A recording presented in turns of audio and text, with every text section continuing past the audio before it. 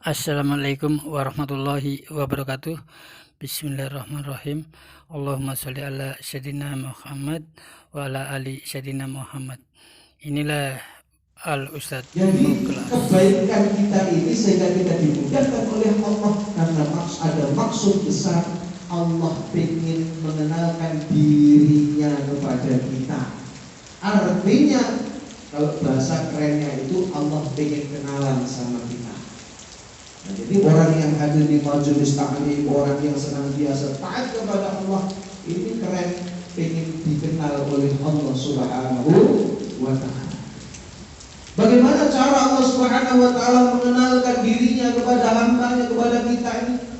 Di antaranya Allah gak tanggung-tanggung kirimkan ribuan 124.000 anbiya, 313 mursalin, para rasul. Ini semuanya adalah membawa misi untuk mengenalkan seorang hamba kepada Allah. Bahkan di dalam surat Al-Qasas dikatakan wa rusulan qad qasasnahum 'alaika min qablu. Ada rasul-rasul yang diceritakan oleh Allah Subhanahu wa Ta'ala di dalam kitab-kitab sebelumnya, wa rusulan lam naqsushum 'alaik. Begitu pula ada rasul-rasul yang tidak diceritakan oleh Allah Subhanahu wa Ta'ala di dalam Al-Qur'an atau kita terdahulu. Lalu kita lihat rasul yang ada di dalam Al-Qur'an ini gak banyak yang perlu kita ketahui, yaitu dari Nabi Adam sampai baginda Rasulullah SAW itu ada berapa? 25 Nabi dan Rasul. Gak terlalu banyak yang harus kita ketahui. Nah, ini semua daripada misi Rasul-Rasul itu adalah untuk membawa kalimatul haq la ilaha illallah, untuk mengenalkan siapa Allah Subhanahu wa Ta'ala. Ini adalah pesan khusus yang diberikan kepada Kanjeng Nabi Muhammad sallallahu alaihi wasallam. Kenapa? Karena di dalam ayat ini makna yang sesuai daripada ayat ini tidak ditemukan di dalam suku-suku yang lain, tidak ditemukan di dalam Taurat, tidak ditemukan di dalam Injil, di dalam Zabur. Karena ini khusus, ya. Khusus ini dikatakan bahwa ini adalah ayat atau pesan kebangsaan. Kenapa? Karena pada zaman Nabi Adam belum ada Syu'ubah wa Qabail, belum ada suku-suku, belum ada bangsa-bangsa. Zaman Nabi Allah Adam alaihissalam baru satu keluarga saja. Jadi problematikanya baru problematika antar keluarga. Kemudian setelah zaman 1000 tahun zaman Nabi Allah Idris alaihissalam baru satu kampung saja.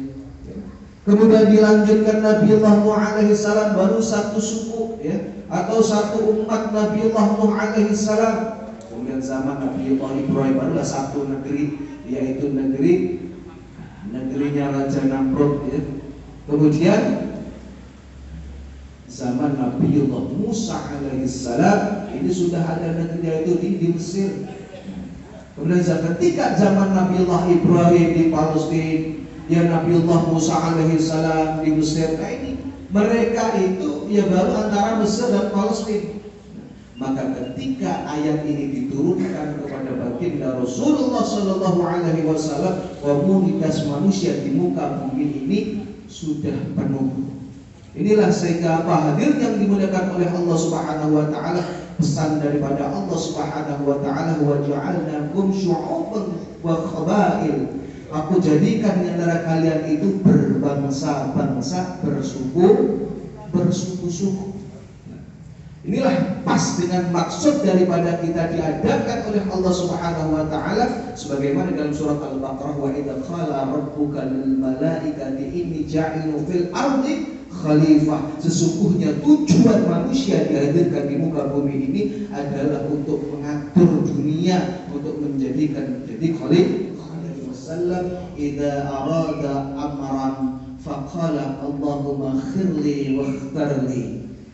Ketika Rasulullah sallallahu alaihi wasallam itu menghadapi suatu perkara, ini berarti kan perkara kita mau milih pemimpin masa depan, Semoga pemimpin mendapatkan pemimpin yang amanah, pemimpin yang sidik, pemimpin yang fatanah, ya, pemimpin yang diharapkan bisa memberikan kesejahteraan kepada kita semua. Maka kita senantiasa minta kepada Allah, ya Allah, Allahumma khirli, ya Allah, berilah kebaikan kepada yang aku pilih ini, ya.